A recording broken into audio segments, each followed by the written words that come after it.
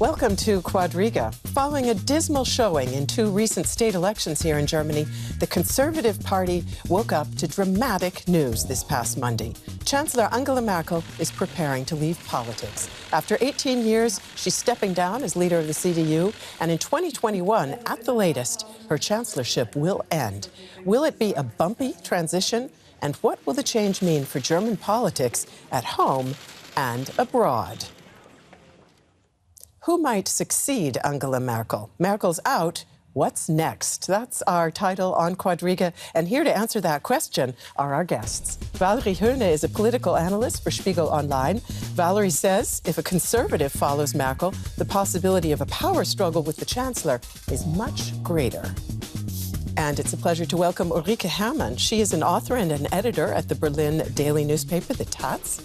And she says, no matter what happens, the Green Party stands to gain. And very glad to have Andreas Kluth back on the show. He's editor-in-chief of Handelsblatt Global. And he says Merkel's decision was both clever and dignified and may let her stay on as chancellor until 2021. Valerie Höhne, Angela Merkel is the longest-serving leader of any Western democracy. After Donald Trump's election, some of the Anglo-Saxon press dubbed her the leader of the free world. Has she just turned herself into a lame duck? And if so, what would be the implications for Germany, for Europe, and for the world? I think that's a very interesting question. I don't think we can really answer that until we see how the power struggle within the party resolves itself. I think for the free world, or for the world, having a weak leader in Germany as a chancellor is probably not a good thing. I think that's probably one of the things. What we're going to see is the power struggle within Europe. Then maybe France has been waiting for an answer for so long. So I'm very interested to see what will happen when she doesn't have that party behind her. In fact, Andreas, Europe had looked to her for leadership on the sovereign debt crisis after Russia's incursions into Ukraine, also in dealing with migration. But the fact is, since this new government took power, it basically has looked asleep at the wheel. Many people in Europe have said they're not hearing anything out of Berlin. Will that change now, do you think? She seems to think this is a restart. Unfortunately, I don't think that'll change soon. But, you know, in a way, it was even worse than you described, because do you remember when Macron defeated Marine Le Pen, and one big crisis for Europe that really would have been a curtain closer, you know, was staved off. And then everyone told him in Berlin, you have to wait till September, till our federal election, and then we'll help you. Then the federal election happened, and then they said to Macron, to France, no, you have to wait till we form a coalition. Then one coalition didn't work. You have to wait till the next one. Then they have been telling him to wait for something all this time. The last one was he was supposed to wait for this previous regional election. And now, unfortunately, everyone's telling him he has to wait till December 8th when Merkel's party, because it's true, only at that point do we figure out, will she get, as her party boss, a woman who is on her side, and everything will be smooth, and she will be able to make even difficult decisions, or will she get a man who is essentially a rival and will make life tough for her? And I think what her coalition partners are under pressure to show that they can still work together, because they're under pressure to pull out. So they're going to work down a laundry list of little domestic stuff they've written down. But I think they will do nothing big for Europe for the foreseeable future. Let me see if I can tease out a different opinion over here. Ulrike Herrmann, certainly Angela Merkel thinks this is a catalyst for change. She said when she made her announcement that her government has conveyed what she called an absolutely unacceptable image abroad and at home. And basically, it's been riven with dissension. It is perceived as utterly self-absorbed. Couldn't that change thanks to this decision by her? Yes, perhaps. It's really very weird because we have a crisis without a crisis. Germany is booming. We have a full employment. Everyone is happy about the state of the economy. So there is no problem nowhere, to be honest, just no problem. And but, you know, in a very calm country, you have this government being ripped by tensions. And perhaps that could get better. But it is, as Andreas Kluth said, it really depends on who is being voted for at this party convention. If it is someone who is antagonistic to Merkel, then of course you will have the tensions keeping on, and then the next decision will be who is going to be Chancellor. So then Macron can keep on waiting. So nothing will happen in Europe. I think that's one of the most interesting things is that, as you said, we have a strong economy in Germany. It's almost like no one's unemployed anymore, and yet we have this big divide within the country, and it does come down. I mean, we see the rise of the AfD and the rise of left-wing populism. So it's a good question. Why is that happening? The rise of the far-right AfD party, the Alternative for Germany, is, of course, one source of the internal dissension that has bedeviled this government from the start. Let's take a closer look at some of the developments that have, in fact, tarnished the CDU's standing and provoked this very fateful step by a chancellor who had seemed to be almost a permanent feature of Germany's political landscape. Germany opened its borders to refugees in the summer of 2015 as a humanitarian gesture. Chancellor Merkel believed it was the right thing to do. But since then, Merkel's popularity has declined steadily, especially among people who live in eastern Germany. The refugee crisis also created tensions in her conservative coalition. Some of her opponents said she should have taken a tougher stand. Interior Minister Horst Seehofer has been a particularly vocal critic of Merkel's refugee policies. And there was another sign that Merkel had been weakened politically, the election of Ralph Brinkhaus as CDU-CSU parliamentary group leader, instead of the Chancellor's preferred candidate, Volker Kauder. What lies ahead for the CDU once Merkel leaves?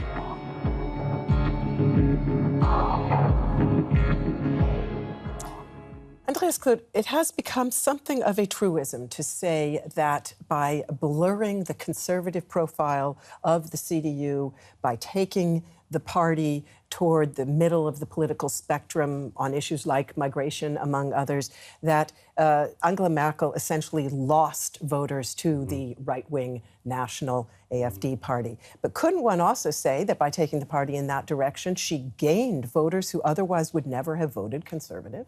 Unfortunately not. The interesting trend is that we saw in this most recent regional election confirmed is that her party loses almost exactly the same number of voters to the Alternative for Germany, the anti-migrant right party, and to the Green Party, which is the most open to migrants progressive party.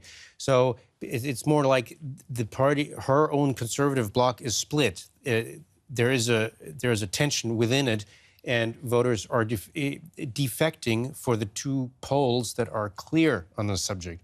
That's essentially the trend. That's what's eating them up, and that's why the next party leader will be so important, because they have to resolve that. Reunite it, but also resolve that. And Ulrike Herrmann told us that the Greens are the winners in this whole equation. I want to come back to that a little bit later, Ulrike, but first of all, tell me, do you think we will see the CDU, Angela Merkel's party, turn sharply to the right now that she is stepping down as party leader? I don't really think so, because, you know, you can see that in all elections, especially in the states, the regional states, they are won by those candidates that are in the middle of the road.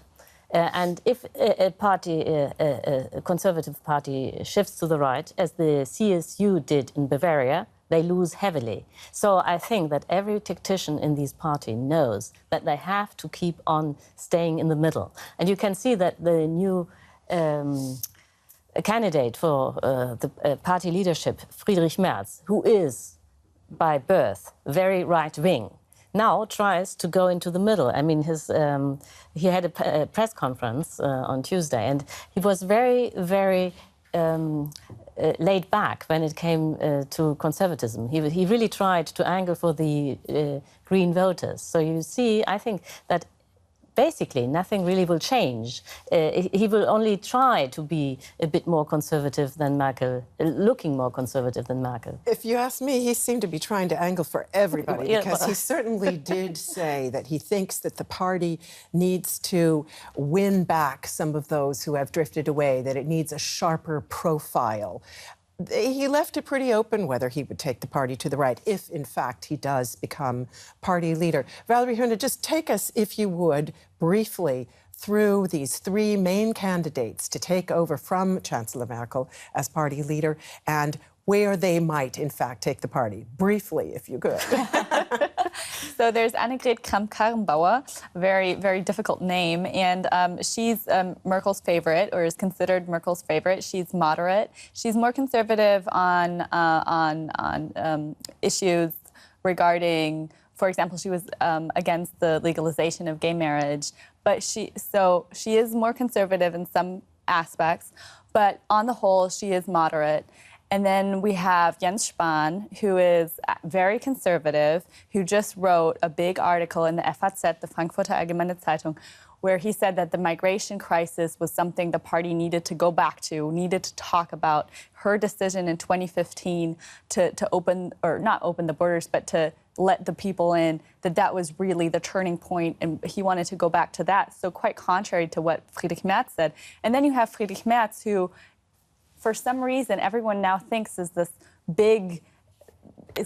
almost this, like, they're calling him a messiah, right? Who is going to reunify the party. And obviously young people don't really know him that well from 2002 when he left. And so it's going to be very interesting to see how he's going to present himself. Also with his background, he was like, neoliberal is what we called him, and yesterday he said he was not actually neoliberal. Exactly. That's a shift to the middle. Right. That's he certainly is business friendly. He's been a high-powered corporate lawyer for the past nearly 10 years, Andreas Kluth. And he's also been head of the supervisory board here in Germany of the world's biggest investment fund. So I think we could certainly think that we would see from him a business-friendly set of policies. And just a reminder, by the way, for the viewers, that Friedrich Merz is a political old hand. He was, in fact, edged out of power as the head of the conservative parliamentary group by the Chancellor herself. So let's say he came back and did, in fact, become party leader. Business-friendly policies are not going to win back these voters who have drifted away to the right-wing AfD party. Would you expect to see someone like Friedrich Merz put into place much stricter policies on migration, for example, or integration? Well, first of all, when Merkel ousted Merz, she was not yet chancellor. That was the whole thing. She was party leader, and she wanted to be leader of the parliamentary group, which he was, and she kicked him out. And he sulked, and he was upset, and apparently he's never lived down the hurt.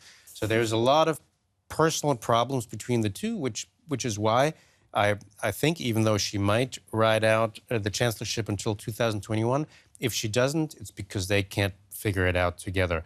He tried to deny that yesterday. He said, we'll make it work. But there is personal animosity between them.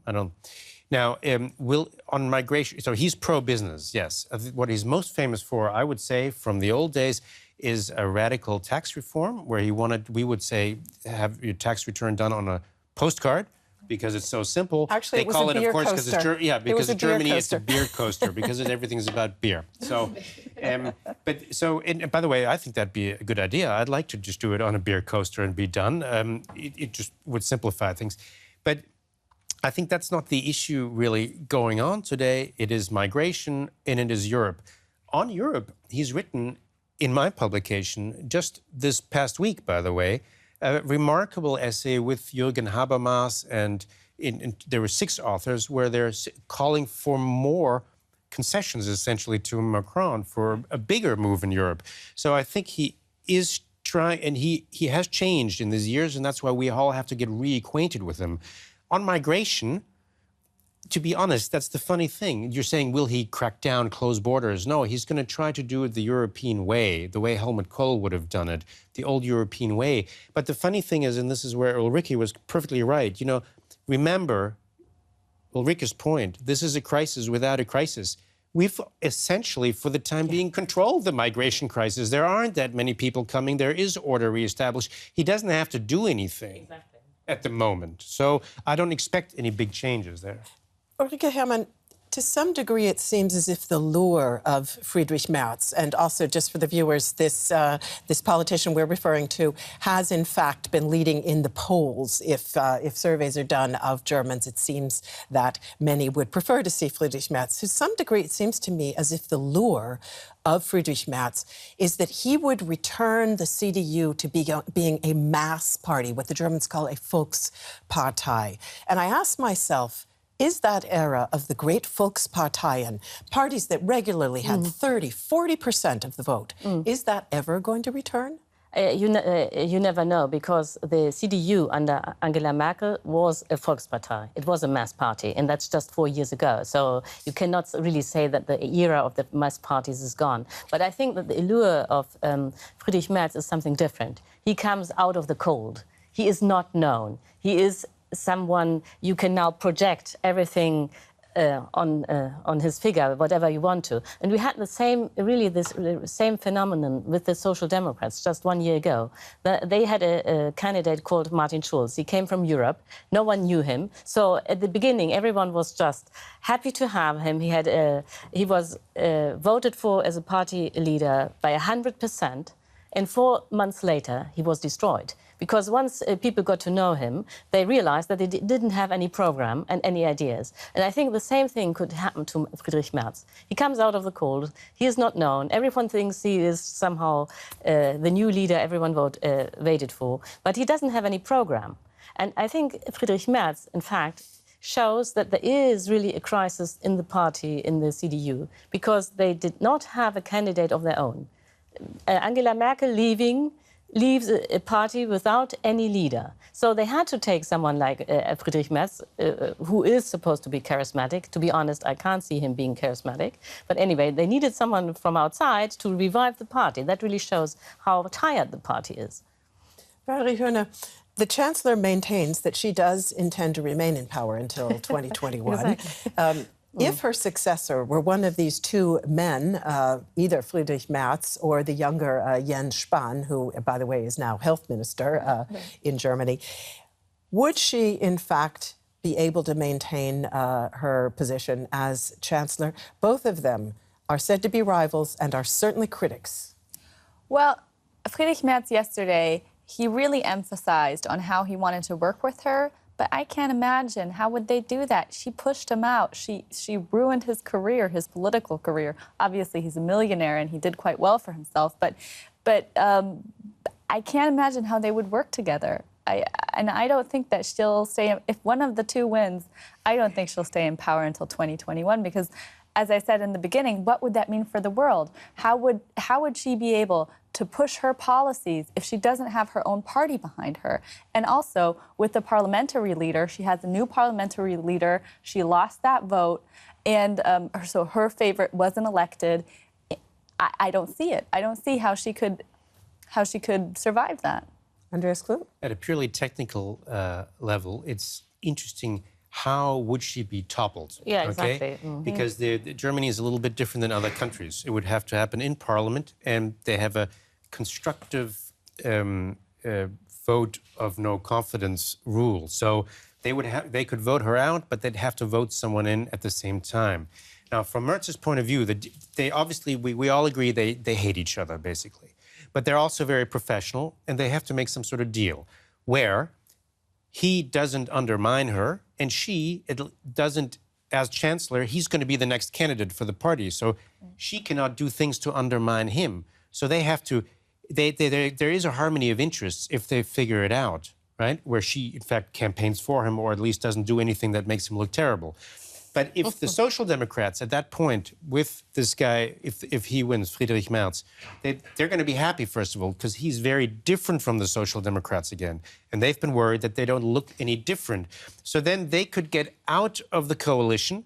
Then there is something that brings to the parliament, the Bundestag, a vote of no confidence. And then someone else would be voted in, and that would probably, in that case, be Friedrich Merz. So On balance, I agree with you because I think you were going there. If it's Annegret Kramp-Karrenbauer, she'll go all the way through. If it's Friedrich Merz, then they will try to make a deal, but it won't last, and she'll be out. So Ulrike, Herrmann, just remind us, because not all of our viewers are fully acquainted with parliamentary democracy, can we be pretty sure that whoever gets appointed party leader in December is going to be the next chancellor candidate of the Conservative Party?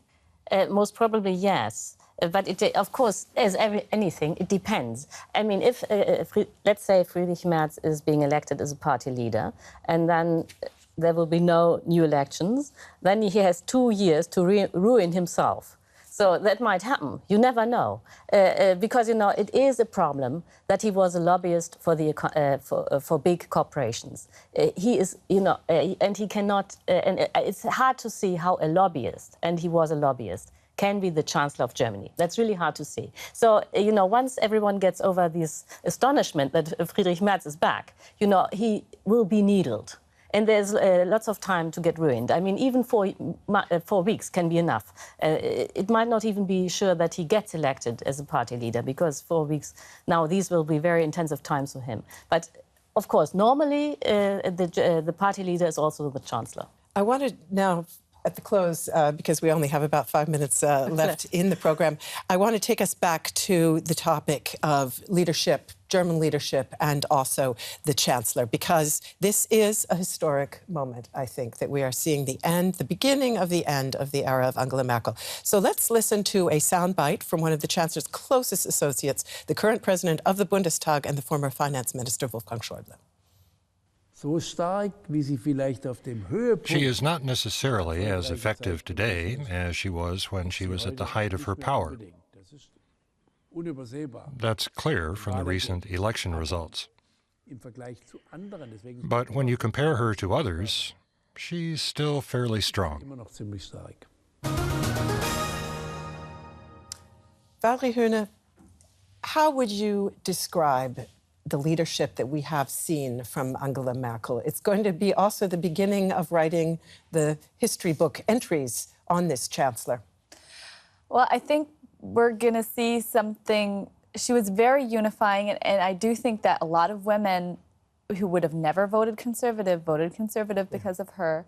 But she was also a little too pragmatic. Like, the emotion of politics, she kind of drained the emotion of politics.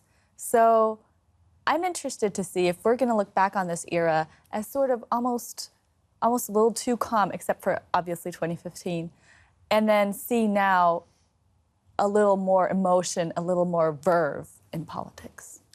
Ulrike, Herrmann, I'm glad that Valerie mentioned the point about women, because I think it was astonishing to see the tributes that poured in, even from political opponents. Well, she was the most gifted politician we had in Germany, except for Konrad Adenauer. And I'm sure she will be remembered as an astounding woman. And for women, it really was very liberating to have her as a chancellor, because she really showed women know how to do it. And it will be very hard for any man to follow her. Andreas Kluth, is there anyone out there who you would say, that's the kind of leadership we need to follow this chancellor? Is there any politician, no, on the German political stage, where you would say, yes, that is someone who could follow on from her and take Germany in the direction it needs to go? No, one of her legacies is to have made it possible for anyone to build a stature where we would already know if they can be that leader. However, she's always said someone always steps up. Someone has now stepped up. He has a chance to ruin himself, but someone will be. Even Angela Merkel wasn't always Angela Merkel. She has herself this week said she wasn't born a chancellor. But I think it'll be a lot. Even she, she's so hated and quite loved. But we would be lucky if we could get another Angela Merkel, because when all is said and done, and when the history will reflect that she was basically a woman who was fairly free of vanity, which is rare in politics, and fundamentally decent, too pragmatic, except when she thought it touched her moral compass, and she didn't want men, women, and children to be turned back with fire hoses by men in German uniforms. And I think that took a stature and a courage that we will miss. No, it will be one of her greatest achievements. You know, in 10 years' time, everyone will be proud in Germany that we took the Syrians. You know, I'm sure of that. It will be her biggest achievement ever when we look back. I think she's one of the smartest people ever in German politics, and I think we're going to miss having a very, very smart leader. And as your paper said, they had this little thing: is Germany ready for a male chancellor? I thought that was funny. Thank you very much to all of you, and please note the gender balance here on this panel. Thank you very much for being with us. Thanks to all of you out there for tuning in. See you soon. I'm proud to.